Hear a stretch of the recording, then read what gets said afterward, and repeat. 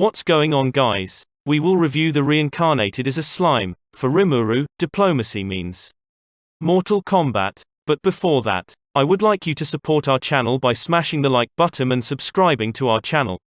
Now let's begin. In Reincarnated as a Slime Season 2 premiere, Rimuru is ready to expand his nation's diplomatic ties, and that means it's time to fight.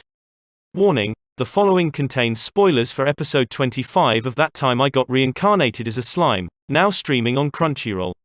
Season 2 of That Time I Got Reincarnated as a Slime has arrived at last, and in the premiere episode, Rimuru Tempest, leader of the Jura Tempest Federation, is juggling more than a few responsibilities.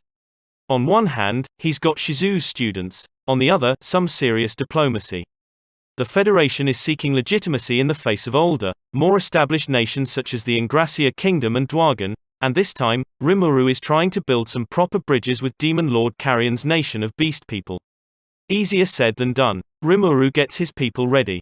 Rimuru is first seen at Freedom Academy, where he and his students share bittersweet feelings about their time together coming to a close. They have just a month remaining, and Rimuru trusts Tis-sensei to handle the kids after Rimuru retires as their teacher. Already, Rimuru has done so much for these five, from training them all the way to sending them off on their first big test. Now Rimuru must head back to his new hometown and get ready for another big job: building diplomatic ties with Demon Lord Carrion. There is a lot to do, and Rimuru needs to oversee the preparation. Rimuru the Slime has survived hostile orc lords, vengeful ogres, now allies, Charybdis the flying monster and more. He knows how to look after himself, but this is an entirely new challenge that can't be gobbled away with the predator skill. The young Federation must make a good first impression, or risk being ignored or ridiculed by the other nations for all time. Rimuru prepares a delegation to visit Lord Carrion's nation, and Benimaru the ogre insists that he assess the place in person before deeming it safe for Rimuru to visit. Rigor is coming too. Rimuru also makes sure that the reception hall is looking its best and gives a hopeful speech to the assembled crowd on the day of the delegates' departure. Soon after that, Rimuru greets Yume and the other adventurers to the city as guests and friends. All this shows just how far the united races have come, proving that Rimuru is ready for any challenge, even something as tense and high stakes as international diplomacy. It's an impressive step, but of course, a few monkey wrenches are about to get tossed into the works. Demon Lord Carrion's own delegates have their own opinions of a blue slime commanding humans and goblins. Clashing at the border, Lord Carrion's own delegates arrive in 3 tiger-drawn carriages. Rimuru's party greets the delegates in the middle of a wide dirt road, outside the city limits. The first delegate to introduce herself is the noble and elegant Albus, the Golden Serpent, but things get messy when the brash and rambunctious Sophia bursts out of her own carriage, spoiling for a fight. She can't believe her eyes.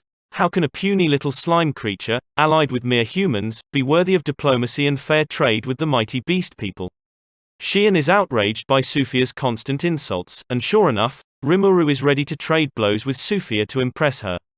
No one is going to die today, but Rimuru realizes that beast people like Sophia respond to shows of force, not pretty words. Yume volunteers to fight her, but Shion takes over, determined to defend her boss's honor. Now it's on, and Shion and Sophia fight bare-handed in an earth-shuddering exchange of blows.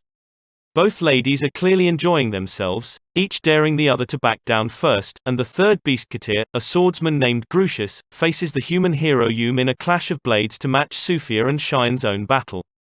Rimuru is dismayed that the negotiations devolved into a brawl so fast, but then again, this was his idea, so he'd better see it through to the end.